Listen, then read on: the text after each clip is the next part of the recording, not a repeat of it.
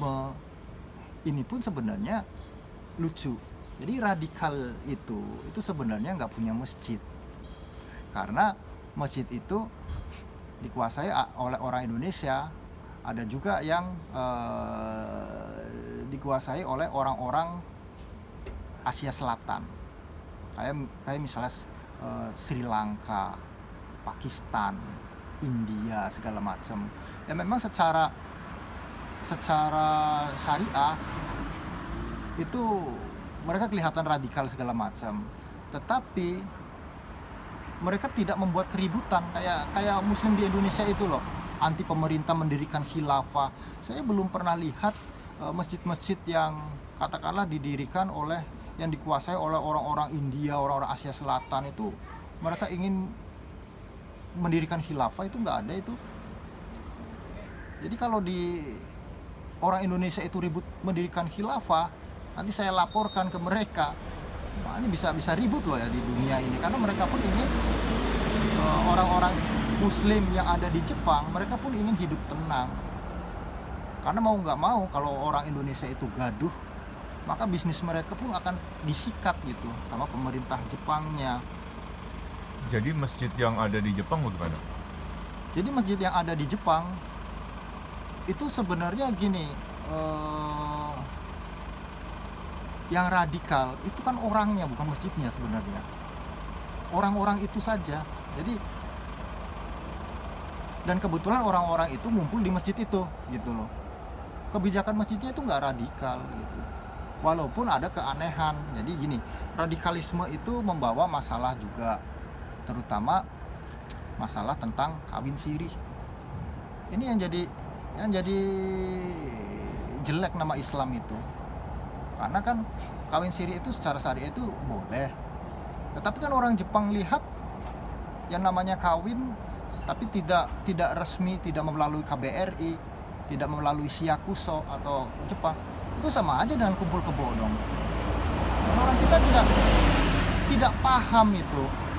Ada kejadian yang menarik waktu itu.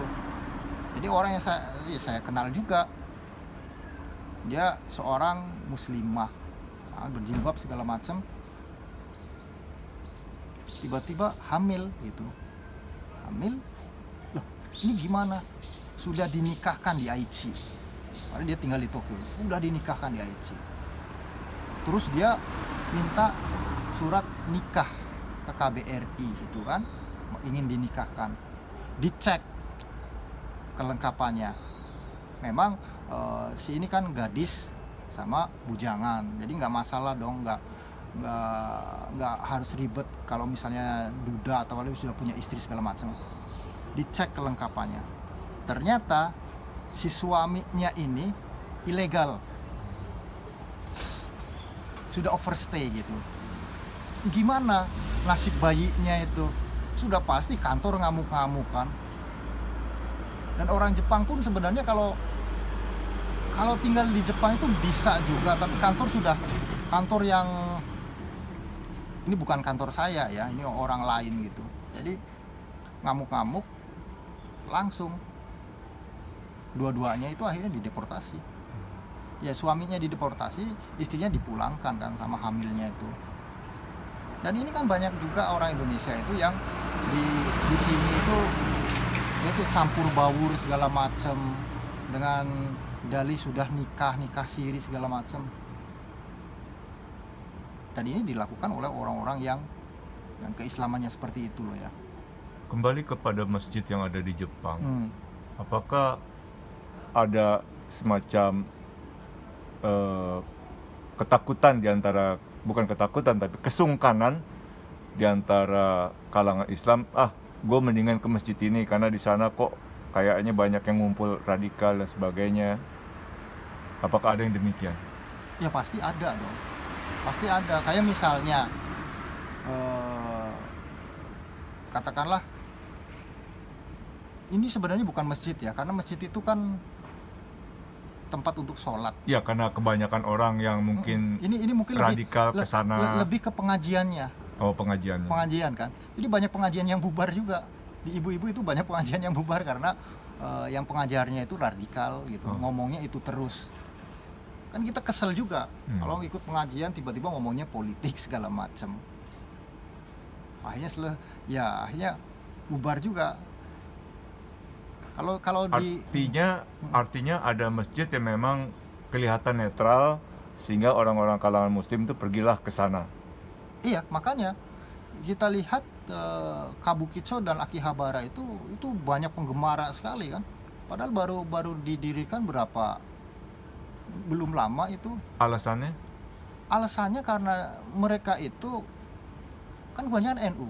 Kalau biasanya masjid-masjid radikal itu tidak, kulturalnya itu beda dengan NU. Jadi mereka itu katakanlah datang ke Kabukicho atau Akihabara, Masjid Akihabara itu mereka ada tahlilan, ada ngaji, ada makan-makan, ngobrol, ada yang rokokan segala macam. Jadi mereka merasa enjoy gitu. Apakah bisa dikatakan sebagai Islam yang modern? Gini, sebenarnya lebih banyak nggak gini. Terminologi Islam modern itu sebenarnya Muhammadiyah kan. Karena apa? Karena Muhammadiyah itu mendirikan sekolah-sekolah yang modernisasi. Berbeda dengan NU yang berbasic kepada pesantren lokal. Karena memang Muhammadiyah sendiri juga pemikirannya itu adalah modernisasi. Muhammad Abduh, kaum perkotaan, ngetren gitu kan. NU kan tidak seperti itu.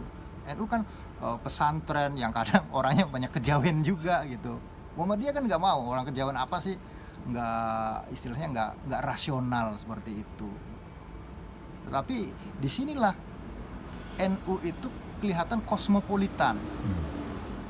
Jadi kita lihat Gus Dur itu setelah Gus Dur wafat, bagaimana kelihatan semua agama itu pengennya Gus Dur masuk agamanya gitu. Ini kan nggak ada orang seperti Gus Dur, itu nggak ada gitu. Orang Buddha itu sampai membuat patungnya Gus Dur. Orang ini, kita membingungkan sekali. Banyak orang makanya tanya, Gus Dur itu agamanya apa? Ya saking kosmopolitannya itu. Sedang coba ulama-ulama yang lain nggak ada sehebat Gus Dur. Dan Gus Dur itu rajin gini, dia itu sangat. Jadi dulu itu ada Gus Dur, ada Amin Rais. Kita lihat anak ideologis Gus Dur itu sukses semua. Megawati, SBY, Jokowi segala macam itu sukses. Anak ideologis Amin Rais kan nggak ada. Dulu Amin Rais itu mengatakan dirinya adalah high political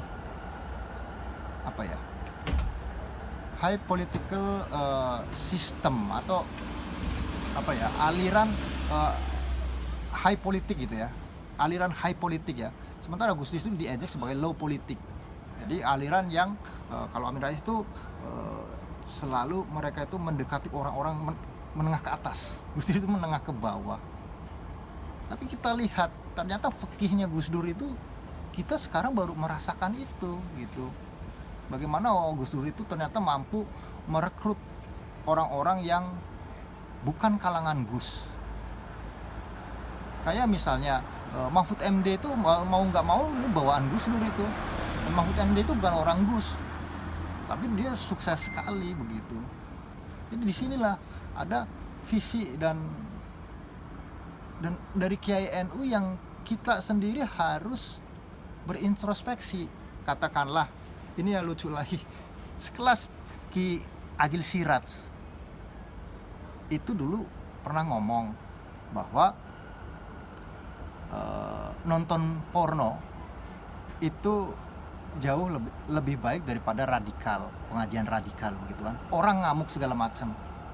Sekarang kejadian kan, kalau misalnya ada katakanlah kejadian pornografi, kejadian seksual segala macam, netizen bilang pemersatu umat dan minta link dan tidak ribut, bersatu, tidak ada kegaduhan. Dan sekarang kita dihadapkan pada masalah radikalisasi. Dan justru orang-orang radikal itu penggemar pornografi. Ini kan luar biasa, fikih yang kita nggak ngerti gitu. Pemikirannya sudah beyond